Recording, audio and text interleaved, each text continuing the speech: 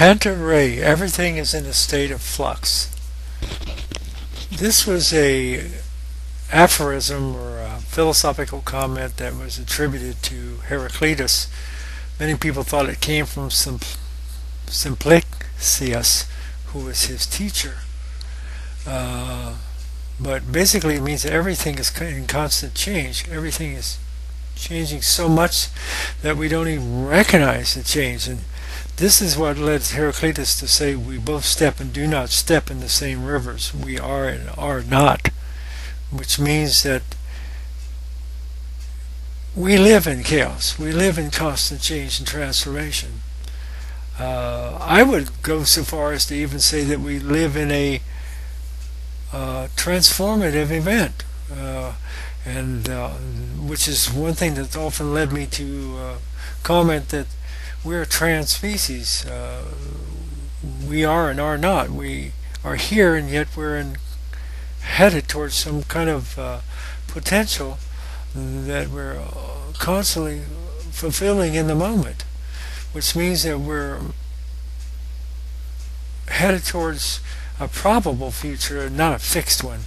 And that means also that we're coming from a probable past, that there is no fixed reality, no static, no stationary state that we are in. We're constantly undergoing transformation and change.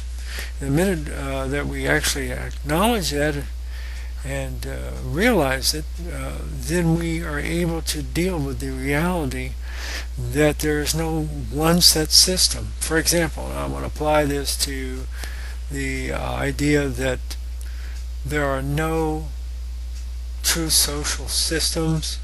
There's only relative states. For example, in the U.S., we think of ourselves as capitalist. But basically, capitalism is essentially a individualized form of financial focus. We're focused on how much the individual can make. Everything is related to that, and even our sense of democracy has to do with the rights of the individuals, how much the individual right does the individual have to make as much money as he possibly can. Fact is, a lot of people even think that in terms of our relationship to others, that we don't really owe anybody else anything, that the most important thing is how much can the individual make and how much have they applied themselves, and thus the highest ideal in that type of society is how much have you succeeded, how much have you grabbed of the golden calf and made it for yourself, how much have you made, how much have you succeeded. Thus your social value is seen in terms of your acquisitions. Therefore people like Trump are considered to be the philosophers and leading teachers of our times, and we look up to them because they've made the most money. But in reality, what we have done is we put our focus financially on the individual and not upon the group. So eventually what happens in a system like that is that we have a runaway individualism, runaway financial acquisition by only the few. Eventually, if the few gain power and control, there becomes a great disparity between those that have and those that have not. And this is one of the problems that Karl Marx looked at when he developed the system of communism. What he was talking about, socialism, or the need of the whole, in contradistinction to the needs of the individual, has grown disproportional, where there's too many poor people, and it leads to a revolution of the proletariat, of the poor, the working class, who end up working for a very few people who make up the aristocracy or the bourgeois. These people are the people who are in charge, that have all the money. So eventually what happens is that you have a revolution, and we have a transcendence, a transition from one kind of system to another.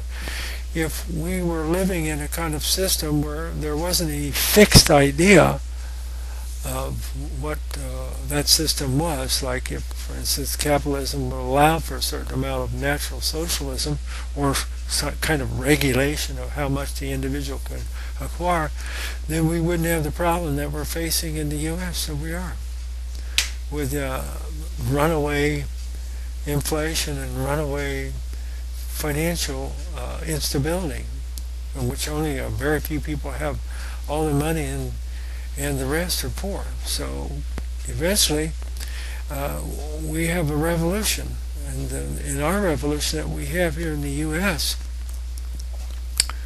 we have a system that basically is for the individual and not for the good of the whole.